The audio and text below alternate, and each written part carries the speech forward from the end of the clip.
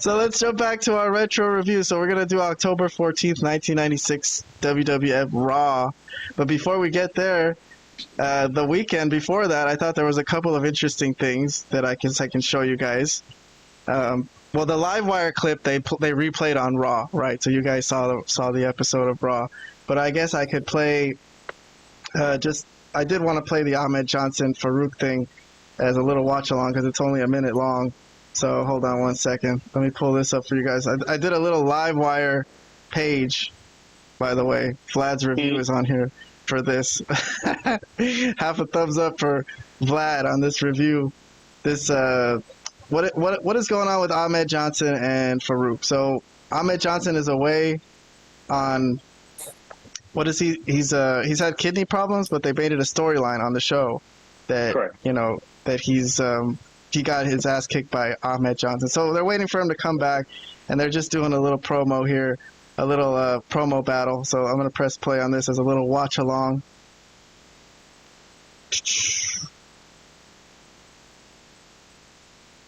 On Livewire here on USA, Ahmed Johnson was our guest, and Farouk had his first interaction with Ahmed. Listen to this conversation. I do have something to say to Ahmed Johnson. He's had a great future in the WWF, and I wish him well in his other life. Let me tell you something, son. First of all, I'm not taking nothing from you, Farouk, okay? 5-time All-American. You know he was ranked, he was number 5 on the Heisman Trophy list. Outman Trophy candidate. Great, outstanding athlete. Lombardi Son, let me tell you candidate. something, that's great, but that ain't gonna stop me for 1 second from putting my foot in your ass. Okay, well, You understand that? Hey, Do you understand that? No, you understand. Do you understand that? You But let me tell you understand. something. Let me tell you something. I'm not even mad at you. Like Tupac said, dog, I ain't mad at you. Because what you did, you woke me up. It ain't Now I about- know. Now I it ain't know in the WWF, I got to walk it alone. Now I know I got to watch my back. See, what you did, you helped me, son. You didn't even know it. Hey, bro, it ain't about being mad. It's about winning. And you know for yourself, we both have similar backgrounds. Raised in the streets. There are no guidelines in the streets. Come on, man. There are no rules.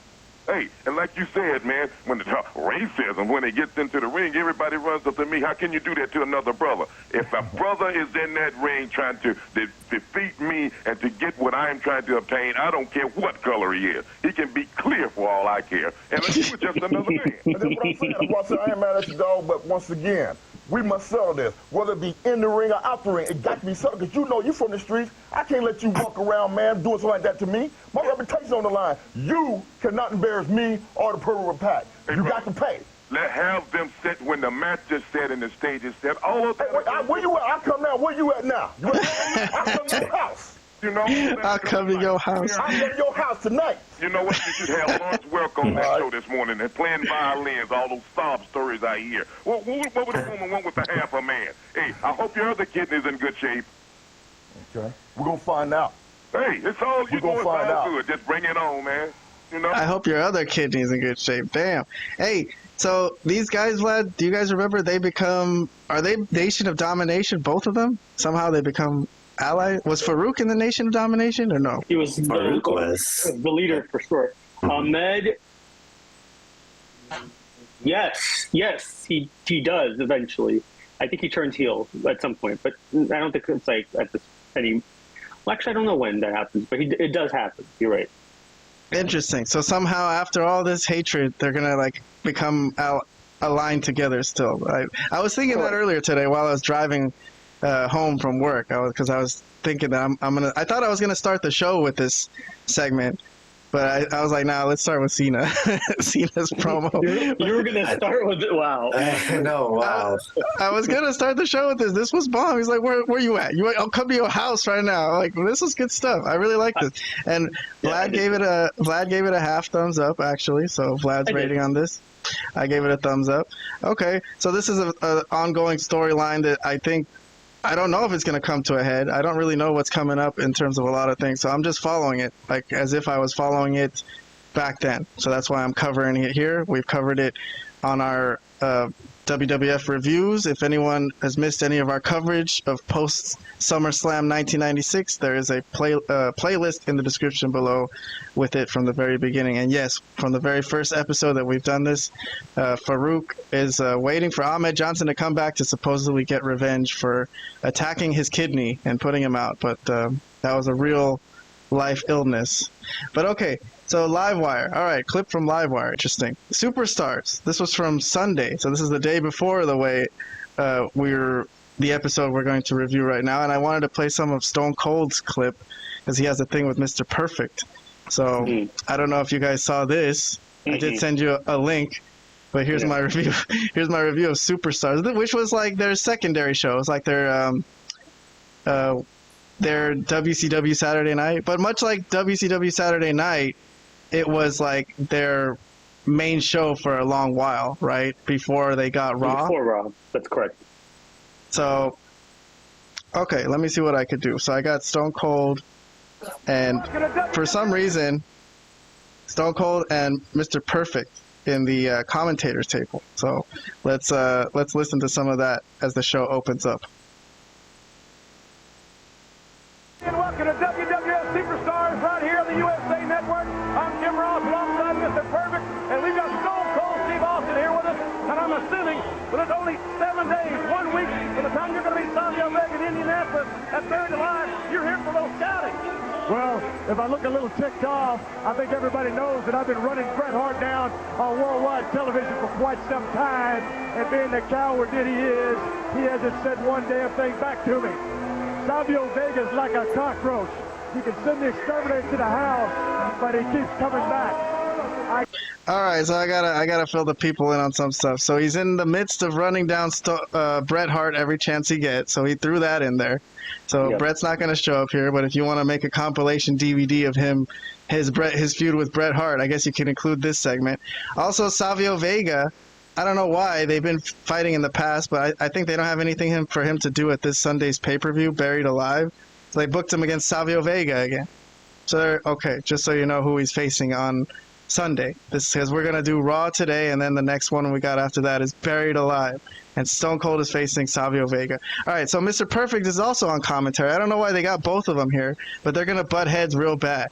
So I'm gonna play some of this. Give him all the credit in the world for stepping to the plate, but you keep stepping to the plate, son, and I keep knocking your ass right back down. Let me ask you something, Steve Austin. I'm going to tell you right now, I've been in the ring, and I know Bret Hart a lot more than you do. Believe me, if he ever decides to come back, and I don't know if he is or he isn't, he will not back down from any offers that you put up He won't there. back down, right? That's right. So you're supposed to be the know-it-all. All right, gentlemen. You're used to me in the ring. You're sitting right here. You're gonna tell Stone Cold what's going on in the ring. I'm just giving you a little bit of advice, like I just told you. Use some advice and just shut the hell up. Hey, wait a second. That's what, gentlemen, please. Let's maintain some sort of decorum here. We got Salvatore here. All right. So Savio Vega's coming out. I guess that's why Stone Cold is on commentary for this match, because he's scouting out his next opponent. But let's see. I'm gonna play some of this match, but Stone Cold and Mr. Perfect are still jaw-jacking during the match. Yeah, hell, I ain't giving you no. What kind of advice did you give to Mr. Perfect? I gave Helmsley some advice. Look out, crossbody here. Oh, by the way, Mr. Perfect has been giving Mark Miro advice because he's so perfect. He gave Mark Miro advice, and Mark Miro became Intercontinental Champion. So Stone Cold was saying, if I gave Triple H advice to beat you next Monday, and then that sets off Mr. Perfect, what are you going to tell Triple H? We got a cover. We got a pin. No, we don't. Near fall situation by Savio Vega, scooping up Salvatore Sincere. And Mayor, this is the elbow. Let me ask you something, Stone Cold. What kind of advice could you give to Helmsley? A lot. But to beat you, it wouldn't take much. Oh, really? You've never been in the ring with me before. So don't you tell me how easy it'd be to beat me. Perfect. I'm looking at you right now. Yeah, I'm looking back at you. And if they turn this damn mountain door off, I'll whip your ass. Here, gentlemen, tell you what. I take this suit and tie off. They're going to come on glued, Austin, because everybody's waiting for Mr. Perfect. They want to see Mr. Perfect. They do. That's Mr. Perfect was a thing of the past, son. Is that right? Mr. Has-Been right now. Is that right? You want to call me a has-been? I'll call you a has-been right now. Wait a minute, that's enough. Stone Cold's the hottest wrestler. Yeah, and you're a wannabe. wrestler in the world. You're a wannabe. You think so? Wow, what a gem of a scene, huh? On WWF Superstars on Sunday morning. Can you believe this? I by chance, because I haven't really been following the Superstar stuff between Raw, but by chance I ran into this. Anyway, so they come back from commercial, and these guys are going to go at it even worse. I'd Oh, wow. man's ass. I'd whip Perfect's ass. Anybody that gets in the ring. Don't you say you can whip my ass unless you've done it, Austin. Seeing is believing. When you do it, you're right. What a top there by Savio Vega. You back to Minnesota in a box. And Savio misses a... What? I'm going to send you back to Minnesota in a box. Ladies and gentlemen, I apologize. We're trying to maintain some decorum here. You're going to put me in a box? Stand up to me. You're going to put me in a box, send me back to Minnesota box? I'll tell you what, nobody gets to the bow down. Wait a second. You better bow down. Yeah, I'm all bowed up on this and you're trying to abide because there's no way you anything I've ever done. I'm from there. I'm from there already. I've already been there. You want to do it, Mr. Perfect, get in the World Wrestling Federation, you go out and earn it, punk. You're a piece of garbage. Is that right? Don't push me any further. No. I do have a comment. I have a comment. I gotta say something. I have comments about this too. Now, wasn't this? Correct me if I'm wrong. I don't remember this now because it's been too long. But wasn't this like a Saturday morning show, like more kids friendly? Very. From my recollection, this was a Saturday morning show. I could be wrong. I could be wrong. But this is not for this specific segment. Is definitely not for kids with Austin and Henning. I don't know about this one, but because this was on USA. Yeah, that's right. But there was a Saturday morning show. I don't remember what it was called though. This was Sunday, Flat. Sunday morning. Sunday. Okay. Yeah, Sunday morning. Okay, same thing. Well, yeah, kids aren't at school, they're at home. But so what do you think of them for some reason putting these two like giant egos just together just to fucking clash like this? It seems kind of like not something you would do, you know what I mean? Because they were just like, go ahead, go out there and see who could get the best of each other, and talk shit. And it's an incredible segment, I think. I really am impressed by this. And considering who's in it, and I think we're not going to get a Stone Cold Perfect feud because Perfect is leaving. But this just shows like the potential of what could have been if there was a possibility. This is a good idea for a booking. Maybe they were setting it up. Like maybe they were thinking if Perfect was going to stay in the long run, so. Well, we obviously, Steve Austin is one of the greatest wrestlers of all time, but I think people don't have a great recollection of how good Curt Hennig was. Curt Hennig was tremendous. So this was a great segment. I absolutely loved this, honestly. So I don't have much negative to say about it. I just wish, in some sense, I kind of do wish Hennig was in WWF during the Monday Night Wars, but I think it makes sense that he was in WCW. Well, yeah, they definitely made him very prevalent in that NWO storyline. But okay, so what happens is Jim Ross breaks him up. So Jim Ross kind of convinces Stone Cold to kind of get away from the situation. And since Savio Vega's in the ring, he runs over to the ring, jumps the guardrail, and he's just going to go be like a heel and fuck with Savio Vega just because he has a match with him on Sunday. So, he trips him up, acts like a dickhole, and then he's still he costs Savio Vega, does a little bit more. I think what does he do when Savio's on the ring apron? I think he pulls him off the apron, and that was like enough to cost him against Salvador Sincere. Man, when you cost someone to make them take a loss against Salvador Sincere, that really fucking sucks. But okay, so Stone Cold being an asshole here. It's just kind of funny to me, him being just a heel jerk against mid-card talent like Mark Miro or fucking Savio Vega. It's pretty funny. Okay, so that's all I got on this one, Stone Cold. So that's a little bonus segment. I don't think any of you guys saw that. One other thing from Superstars, just to show like things happen. There was a thing that was very interesting to me. Crush, Vlad. What was he called in WCW again? He was called Brian Adams. Just his name. Okay. All right. So on this episode, because I guess in his character had like been to jail or whatever. So there's a guy in the audience who has a sign calling him a loser jailbird, and and Clarence Mason is his manager, and he's telling him like, no, don't worry about this guy. But he really like can't take it. Like he's sensitive, right? So he's fighting Freddie Joe Floyd, and he keeps looking at this fucking fan. And I don't know. I thought this was kind of an interesting little storyline. I want to hear what your take on it is, or what's your guys' take on it, because he should take pointers from Dominic Mysterio. Dominic handles it much better. No, he definitely, this guy couldn't handle it, because after he wins the match, he goes over there and he like loses his temper, and he grabs this guy and pulls him over the guardrail. So he grabs a fan and starts beating his ass. So now I see. Okay. Got it. Okay.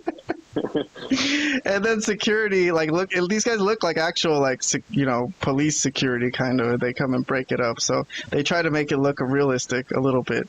So interesting little segment there. What do you think of them using a fan as a plant in an angle like this? I'll start with Flat. I'm sure it's been done throughout the history of the business. It's not revolutionary. I don't really know enough about or remember much about the character Crush. I mean, it's weird because, well, I will say, unlike Dominic Mysterio, Crush does look like a guy that could serve time in jail or has been in jail. I'll say that much for him. But other than that, I don't really remember much about this. But yeah, this was cool. I mean, you don't mind them using a plant like this in the audience? Like, you think that's okay? No, yeah, I think it's fine to get some, I guess, a story over. Yeah, but probably not for someone like, I probably wouldn't have done it for Crush, because I can't remember him doing much of anything.